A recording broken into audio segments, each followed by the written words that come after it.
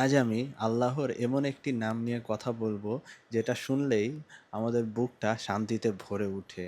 আল্লাহর সেই নামটা হচ্ছে আর রহিম, যার অর্থ হচ্ছে অতিশয় মেহেরবান অথবা অতিশয় দয়ালু। আচ্ছা, আমরা যখন কোরআন শরীফ পড়ি, কোরআন শরীফ পড়ার শুরুতেই আমরা সবসময় বলি যে কোনো সূরার শুরুতে বিসমিল্লাহির রহমানির রহিম।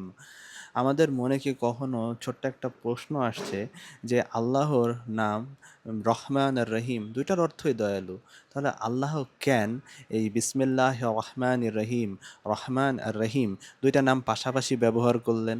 কখনো কি এই সাধারণ প্রশ্নটা আমাদের মাথায় আসছে? স্বাভাবিক, আমাদের কারো মাথায় এই কোয়েশ্চেনটা আসে না। তা আসুন আজকে জানি কেন আল্লাহ এটা বলছেন। এর পিছে এক অদ্ভুত রহস্য লুকিয়ে আছে। ওলামায়ে কেরামরা বলেন, আর রহমান আল্লাহর এমন এক রহমত যা সৃষ্টি জগতের সব কিছুর জন্য। বাতাস, পানি, আলো, আল্লাহ কিন্তু মুমিন কাফির সবাইকে দিচ্ছেন, এখানে কোনো ভেদাভেদ হচ্ছে না, সবাই সম্পূর্ণরূপেই পাচ্ছে। কিন্তু আর রহিম নামটা হচ্ছে আল্লাহর সেই বিশেষ এক্সক্লুসিভ দয়ার বহিঃপ্রকাশ, যেটা আল্লাহ একমাত্র তার অনুগত মুত্তাকি বান্দাদের জন্য হলো আসলে মানে উঠায় রাখছেন। যেটা আল্লাহ একমাত্র শুধু তাদেরকেই দিবেন যারা একমাত্র আল্লাহর অনুগত বান্দা, এটা সবার জন্য নয়। যার পূর্ণরূপ আমরা বেসিক্যালি দেখতে পাবো জান্নাতে। আমরা যদি বিশ্বাস করি আল্লাহ রহমান ও রহিম, তাহলে তার এই চারিপাশে আমাদের যে রহমত, এই রহমত আমাদের বিশ্বাস করতে হবে এটা একমাত্র তারই দেওয়া। তার দেওয়ার কারণে আমরা এই সকল রহমত, তার এই রহমান ও রহিম নামের মাধ্যমে সে তার যে গুণটা প্রকাশ করেছেন, যে আমাদেরকে রহমতের মধ্যে পরিবেষ্টন করে সে রাখছেন, সেটাই কিন্তু আমরা বিশ্বাস করছি।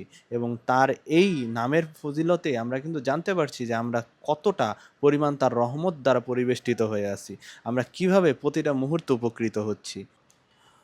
সূরা আল বাকারার ১৫৬ নম্বর আয়াতে আল্লাহ বলেছেন, আমার রহমত সব বস্তুকে পরিব্যাপ্ত করে রেখেছে, মানে সকল বস্তুকে পরিবেষ্টন করে রাখছে, আমাদের চারিদিকেই আল্লাহর রহমত রয়েছে।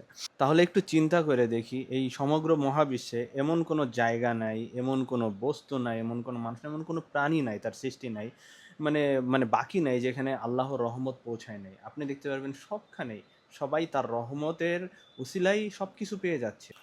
আমরা যখন কোনো বিপদে পড়ি, যখন আমাদের খারাপ লাগে, কষ্ট লাগে, তখন আমরা কার কাছে ছুটে যাই? ডাইরেক্ট আমরা আল্লাহর কাছে চলে যাই। সর্বপ্রথম আমাদের মাথায় আসে, আল্লাহ আমার এটা থেকে বাঁচান, এই পরিস্থিতি থেকে আমাকে বের করে আনেন। আমরা সর্বপ্রথমই আল্লাহর কাছে দৌড়ে ছুটে যাই। সূরা আন-নাহালের ৫৩ নম্বর আয়াতে আল্লাহ এজন্য বলেছেন, তোমাদের কাছে যেই সকল নেয়ামত রয়েছে তা একমাত্র আল্লাহরই দেওয়া বা আল্লাহর পক্ষ থেকে। আর কোরআনে, আমি আয়াতটা ভুলে গেছি, কিন্তু আল্লাহ কোরআনে সেমভাবেই আরেকটা কথা বলেছেন, তোমরা যদি আল্লাহর নেয়ামতগুলো গুণে শেষ করতে চাও তাহলে কখনো গুণে শেষ করতে পারবে না। আল্লাহর নেয়ামতটা এত বড়, আমরা আসলে অনুধাবন করতে পারি না।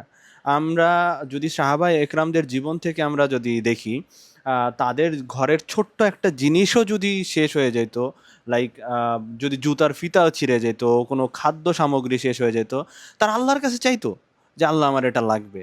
আমরা কি কখনো মানে এই জিনিসটা কল্পনা করছি আমাদের প্রয়োজন বা আমরা এইভাবে চাবো? আমরা কখনো এটা কিন্তু ভাবিও নাই। কারণ আমাদের আল্লাহ এতটা প্রিভিলেজ লাইফ দিছে, এত হ্যাপি, এত তার রহমত নিয়ে আমরা থাকি।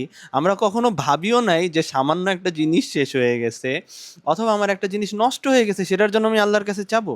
আমরা এটা কখনো করি না, আমরা অনেক বড় বড় জিনিস চাইতে থাকি। কিন্তু ছোট জিনিসও শেষ হয়ে গেলে যে আল্লাহর কাছে চাইতে বলা হয়েছে, সেটা আমরা কখনো আমরা জানিই না। কারণ আমরা এতটা ভালো লাইফ লিড করি, তাহলে কতটা রহমতের মধ্যে আমরা থাকি, আল্লাহ আমাদেরকে রহমতের মধ্যে রাখছেন তার।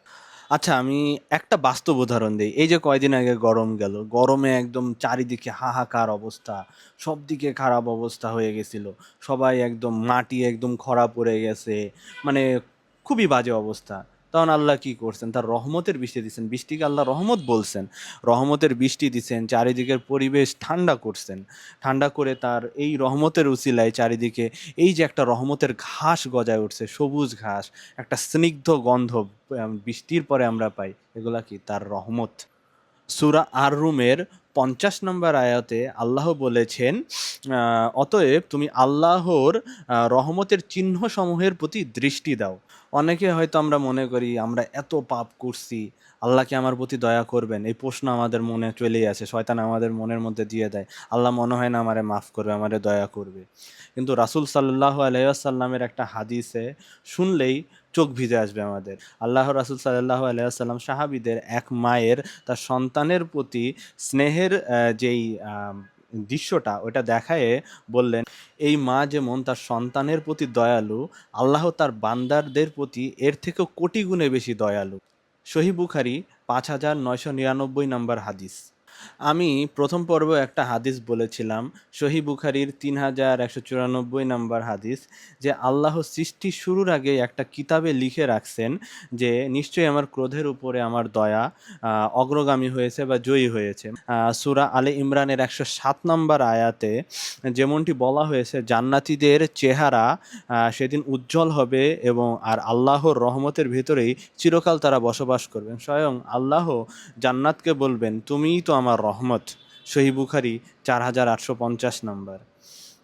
তাই একটা কথা বলবো, আজ থেকে আমরা যখনই ইয়া রহিম বলে আল্লাহকে ডাকবো, আমরা যেন এই বিশ্বাস আমাদের মনে রাখি যে আল্লাহ পরম দয়ালু সত্তা, তিনি আমাদের উপরে তার দয়া করবেন। তার দয়া, তার ভালোবাসাটা পাওয়ার জন্যই আমাদেরকে সৃষ্টি করেছেন এবং সেটা আমাদের জন্য সাজায় গুছায় রাখছেন এবং সেটা পাওয়ার জন্য আমাদেরকে সেই যোগ্য হয়ে উঠতে হবে। আমরা আমাদের জন্য জীবনের সৎকর্ম এবং সেই সব কিছুর মাধ্যমে আল্লাহর সেই দয়ার যোগ্য হয়ে উঠতে পারি। অনেক কিছুই বলে ফেললাম, আশা করি বুঝতে পারছেন। আমার বলায় কোথাও ভুল থাকলে আমাকে জানাবেন। তো আজকের মতো এখানেই শেষ। আগামী সপ্তাহে আবার আল্লাহর আরেকটা নাম নিয়ে আপনাদের সামনে উপস্থিত হব ইনশাআল্লাহ। ততদিন সবাই ভালো থাকবেন, সুস্থ থাকবেন, আমার জন্য দোয়া করবেন। আসসালামু আলাইকুম ওয়া রাহমাতুল্লাহি ওয়া বারাকাতুহু। ফি আমানিল্লাহ।